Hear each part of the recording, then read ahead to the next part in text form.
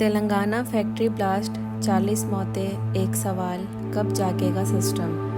30 जून 2025 की वो सुबह जब जिंदगी अपने सामान्य रास्ते पर चल रही थी। तेलंगाना के संगारेड्डी जिले के पास माल्याराम क्षेत्र में काला धुआं आसमान चीरता उठा। सिगाची इंडस्ट्रीज़ की फैक्ट्री में एक ऐसा धमाका हुआ जिसने न सिर्फ दीवारें गिराई बल्कि कई घरों की खुशियां भी मलबे में दबा दी। जहां दवा बनती थी वहां मौत ने दस्तक दी। स्प्रे ड्रायर यूनिट में जमा हुआ प्रेशर और केमिकल धूल काफ़ी था एक नरसंहार की पटकथा रचने के लिए। 3 मंजिला इमारत चंद पलों में जमी दोज हो गई और लोग समझ नहीं पाए कि ये आग लापरवाही की थी या अपराध की। ना अलार्म बजा, ना सेंसर ने आगाह किया और ना ही कोई सुरक्षा तंत्र था जो चेतावनी देता।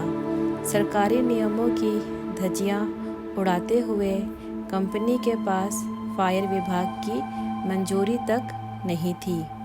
कुछ ही मिनटों में चीख पुकार गूंजने लगी। लोग दौड़े मगर आग ने रास्ता नहीं छोड़ा। एनडीआरएफ, एसडीआरएफ और दमकल की टीमें आई। मशीनें लगी, मलबा हटाया गया मगर कई जिस्म इतने झुलस चुके थे कि पहचान पिघल गई। डीएनए से शवों की शिनाख्त की कोशिशें जारी है पर कई माँ बाप, बहनें और बच्चे अब भी बस एक उम्मीद के सहारे हैं। 40 से अधिक जिंदगियां बुझ चुकी हैं और 30 से ज़्यादा जख्मों से जूझ रही है अस्पतालों में। कुल 140 से ज़्यादा कर्मचारी उस वक्त यूनिट में थे। उनमें से 80 से ज़्यादा या तो मर चुके हैं या गंभीर रूप से घायल हैं। कानून ने करवट ली है। धारा 105, 110 और 117 के तहत क्यूपेबल होमिसाइड और घोर लापरवाही के मुकदमे दर्ज हुए हैं। तेलंगाना सरकार ने जांच समिति बैठाई और मानवाधिकार आयोग ने भी जवाब मांगा है। मुख्यमंत्री ने मृतकों के लिए 1 करोड़ का मुआवजा तय किया। प्रधानमंत्री ने भी सहायता देने का ऐलान किया। पर क्या ये राशियाँ उन बच्चों की हंसी लौटा सकती है जिनके पिता अब कभी दरवाज़ा नहीं खोलेंगे? कंपनी कहती है ये रिएक्टर धमाका नहीं था, पर कर्मियों की पुरानी शिकायतें, टूटे उपकरण और गिरते शेयर इसकी गवाही देते हैं।